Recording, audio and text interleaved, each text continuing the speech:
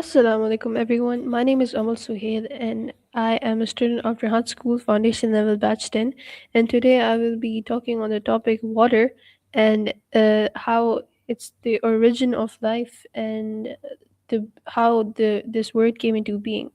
So let's start. We'll talk to Maya. Hi, how are you? I'm good. How are you? I'm doing great. Okay. Just feeling energized. So, what's on your mind today? Why is water often called the foundation of life on earth?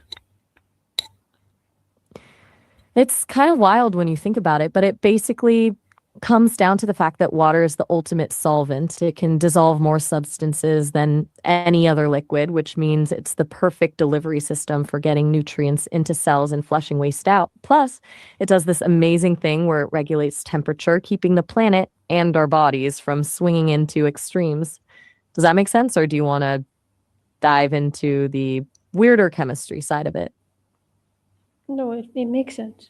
How do scientists believe water contributed to the origin of life? It's basically the ultimate stage for the first act of life. Most scientists point to the primordial soup idea, where water acted as the medium that let simple organic molecules bump into each other and react until they formed something more complex like RNA.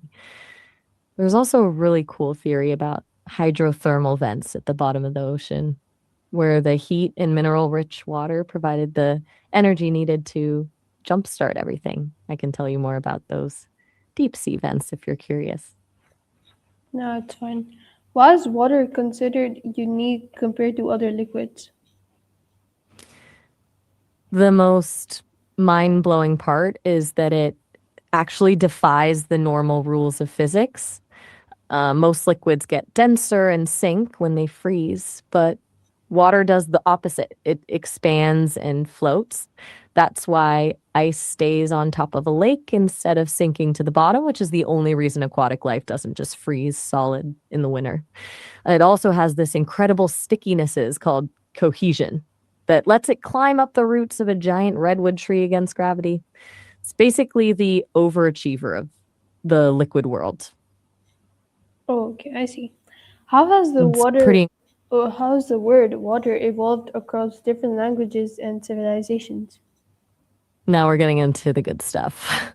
I'm guessing you're looking for those deep roots, like how the word shifted from ancient times to now. It's wild how much of the world is connected through this one word. Most of the English speaking world and a lot of Europe trace water back to a Proto Indo European root, something like wad, or and that's why you see so many similarities in German, Russian, and even Sanskrit.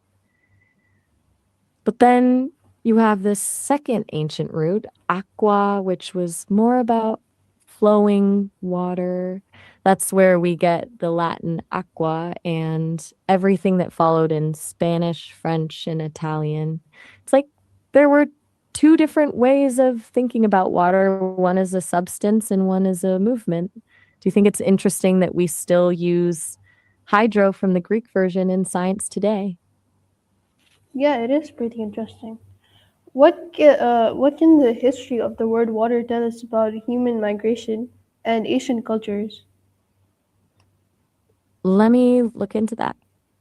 I have a feeling this is where the map really starts to open up, especially when you see how those same Proto Indo European roots we talked about show up in Sanskrit. It's a huge clue about how ancient people moved across Asia. Then you have the Austronesian languages, where words for water often come from Danam or Wahi.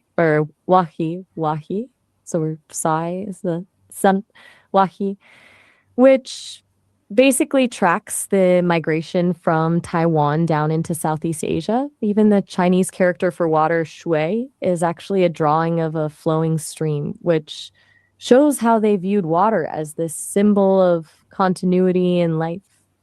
Do you think the way a culture describes water changes how they actually treat the environment? Not really. It's just the different way they pronounce it or whatever, or how they like to say it, perhaps. So why do nearly all civilizations place great importance on water in their myths, religions, and traditions? It's hard to ignore the most obvious thing we need to survive, since every single civilization had to settle near a water source to keep their people alive. It naturally became the center of everything. It's the ultimate symbol of duality. It can give life through irrigation and rain, but it can also take it away with a flood. That's probably why you see it as both a cleanser in religious rituals and a destructive force in mythology. It's basically the original power source. Do you think we've lost some of that spiritual connection to nature now that we can just turn a tap? Yeah, I think so. I think we have. How has access to water shaped the development of human societies throughout history, as you mentioned? It's essentially the blueprint for where we put our cities. If you look at the oldest civilizations like Mesopotamia between Tigris and Euphrates or ancient Egypt along the Nile, they didn't just happen to be there. They were built there because the land was fertile. Access to water meant they could stop hunting and gathering and actually start farming, which is what let us build permanent homes and develop things like government and writing. Then, as we got more ambitious, water became the first real highway.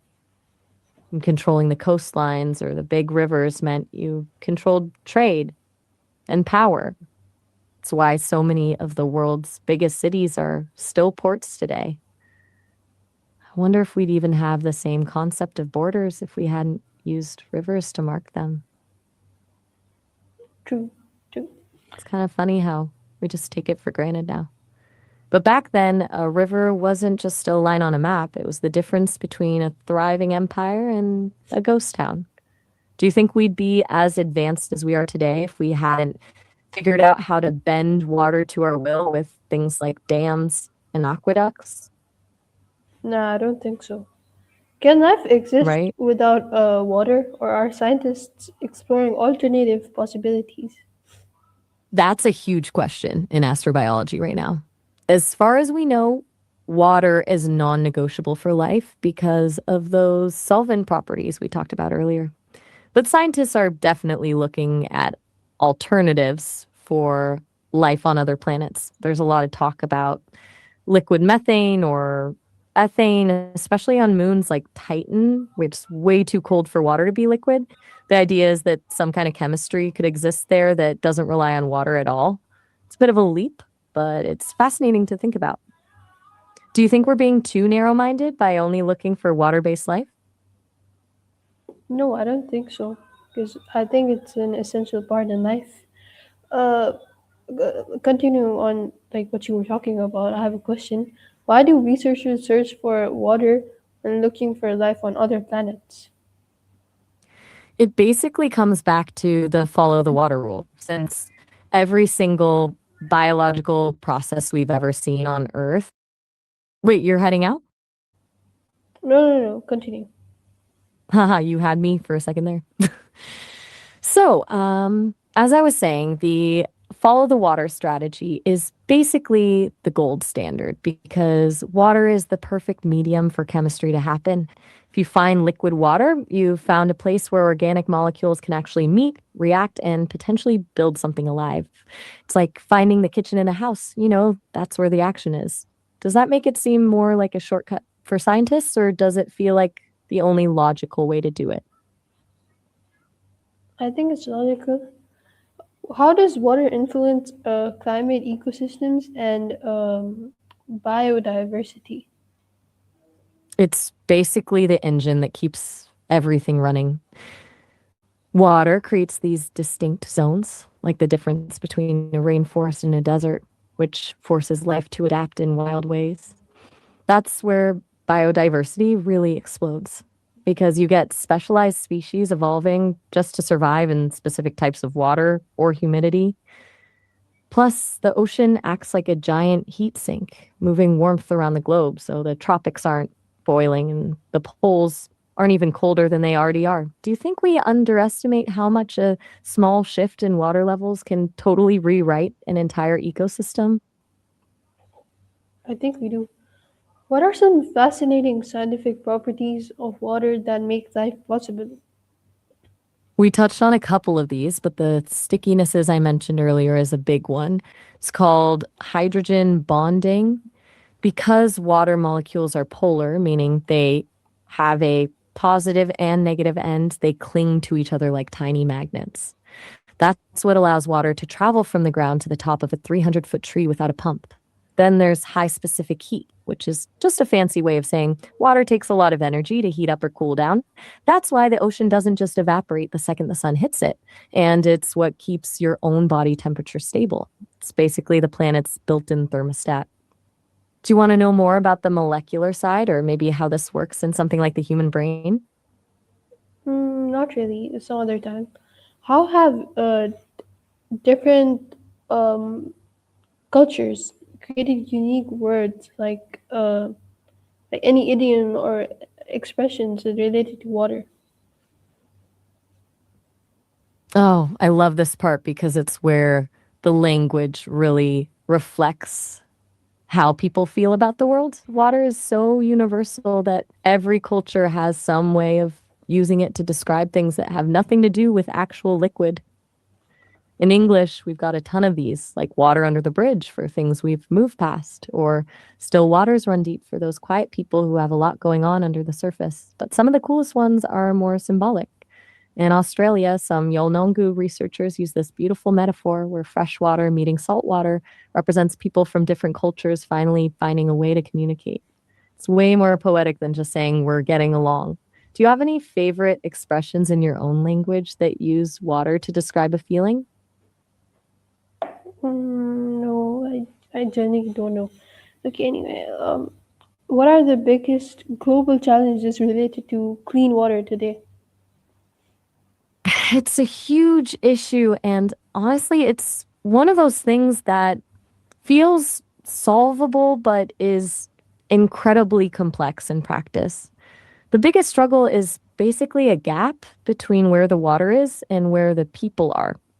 You have places with massive aquifers that are being drained faster than they can refill, and other regions where the water is there, but it's contaminated or the infrastructure to clean it just doesn't exist.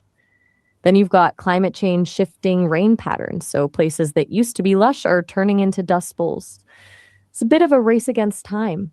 Do you think the solution is more about better technology or just better sharing of the resources we already have? I think using the resources reasonably, that's the solution, in my opinion. Okay, I completely agree. yeah. How can individuals and communities contribute to conservation?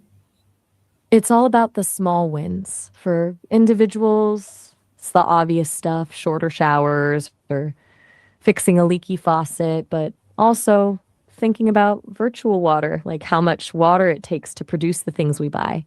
Communities can do way more, though, like investing in rainwater harvesting or protecting the local wetlands that naturally filter the water. It's basically about moving from just consuming to actually managing. Do you think most people realize how much water goes into making the products they use every day? No, they don't. I don't think anyone does. Exactly. Yeah. It's kind of a blind spot for most of us. We just see the final product on the shelf, not the thousands of gallons it took to get it there.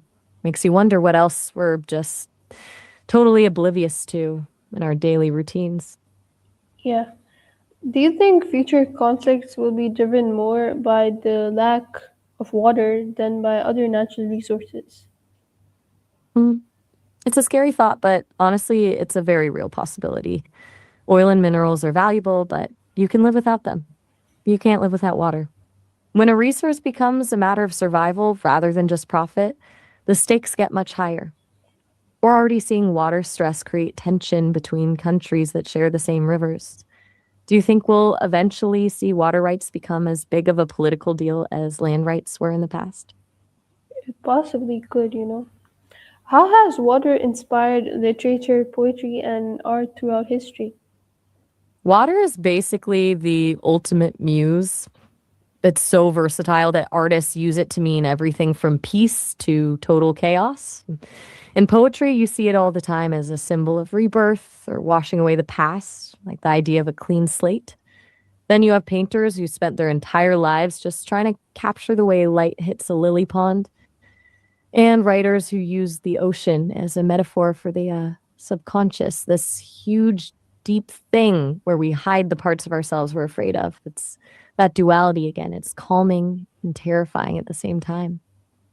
Do you lean more towards the peaceful side of water, like a quiet lake, or the more dramatic side, like a storm at sea? Never thought about it, honestly. What role does water play in human health and the functioning of the human body? It's basically the oil that keeps the whole machine running. Since your brain and muscles are mostly water, it's not just about hydration, it's about every single chemical reaction in your body. It transports oxygen to your cells, cushions your joints so they don't just grind together, and handles the temperature control we mentioned earlier through sweating. Without it, your organs would essentially just shut down. Do you find it hard to keep up with your water intake? Or are you one of those people who always has a bottle handy? No, I actually like water, so I can drink however much I want. Like I can drink 2 bottles in like at one time. You know. Oh, so you're a pro. Most people have to force themselves to drink water, but you've got it handled. Honestly, that's a great habit to have. Your brain is probably loving you for it. Mhm. Okay. Since you're so good about staying hydrated, I'm curious, do you have any other health habits that just feel natural to you, or is water the main one? I don't remember. I don't know. Okay. No worries. Yeah. No stress at all. Sometimes the best habits are the ones we don't even realize we're doing. It's like those micro habits we talked about a while back, the ones that just blend into the background until they're just part of who you are. Yeah. Do you feel like you've picked up any other things like that lately? I don't know, but I'd like to ask you another question. How has modern technology improved the way we manage and preserve water resources? It's honestly shifted from just digging a hole to some really high tech science. We've got things like desalination plants that can literally turn the ocean into drinking water, and smart irrigation systems that use sensors to tell a farmer exactly how much water a plant needs so not a drop is wasted. Then there's wastewater recycling, where we can take water that's already been used and clean it up so well it's actually purer than what comes out of most taps. It's kind of a miracle of engineering. Do you think we'll eventually get to a point where water is basically an infinite resource, or does that sound too optimistic? I don't know. Why is water essential for every known living organism? It really comes back to that chemistry we touched on earlier. Every single biological process, from your heart beating to your brain thinking, happens in a watery environment. Water is the only thing that can dissolve and transport the nutrients, enzymes, and hormones that cells need to actually function. Without it, the chemistry of life literally just stops because there's no way for the ingredients to move around and meet each other. That makes sense, or does it feel a bit too abstract? No, that sounds fine. How did Earth's water originally form or arrive on our planet? This is one of those things where scientists are still debating the details, but there are two main theories. One idea is that water was here from the start, baked into the rocks and minerals as the earth formed. The other, which is really popular, is that it arrived later via a massive delivery system of icy asteroids and comets that pelted the planet for millions of years. It's kind of wild to think we might basically be living on a giant ancient snowball's leftovers. Do you think it's more likely we were born with it or that it was delivered from deep space? I never thought about it. Odyssey. Um, what makes liquid water so rare in the universe? It's all about that Goldilocks zone. For water to stay liquid, the temperature has to be just right. Not too hot that it boils away into steam, and not too cold that it freezes solid. Most planets are either scorching ovens or frozen waste. Finding a planet that sits at the perfect distance from its star to keep water in that liquid sweet spot is like finding a needle in a cosmic haystack. Do you think that makes Earth feel more like a lucky accident or something that was meant to happen? Yeah, maybe it does, honestly. Okay, so how does water support chemical reactions inside living cells? It basically acts as the ultimate matchmaker. Since water is polar, it can surround other molecules and pull them apart or push them together, which is what allows chemical reactions to happen at the right speed. It also provides the medium for things like hydrolysis, where water actually breaks a chemical bond to release energy. Without that watery environment, the molecules would just be sitting there with no way to interact. Does that help visualize it, or should I try a different analogy? No, that's fine. What is one surprising fact about water that most people don't know? You've gotta love the fact that water can actually exist in three different states at the exact same time. It's called the triple point.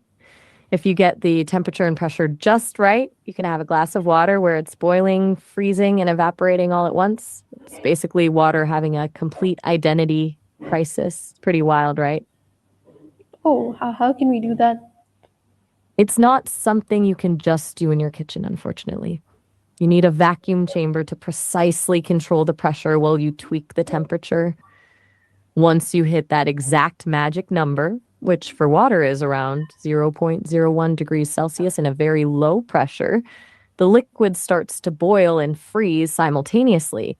It looks like a chaotic, shimmering mess of bubbles and ice crystals. Does that sound like a fun weekend project? Or, yeah, way too much effort? No, it sounds fun actually. Okay, so it's my last question would be if you could summarize the importance of water, then what would it be? If I had to boil it down, I'd say water is the ultimate bridge. It bridges the gap between raw chemistry and actual life, between different cultures through language, and between the past and the future of our planet. It's not just a resource we use, it's the very thing that allows us to exist, evolve, and connect. Basically, without water, the universe is just a collection of cold rocks and gas. But with it, you get everything from the smallest cell to the biggest empire. Pretty legendary for something that's colorless and tasteless, right? Yeah, true. Okay. So It really is. yeah. Thank you for answering all of my questions. I think that's enough. You're so welcome.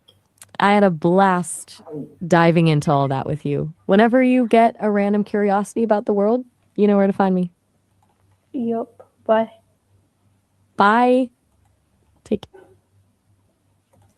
Thank you, everyone. So this was my talk with Sesame AI about water, and yeah, that's it. Thank you. Bye, Lafis.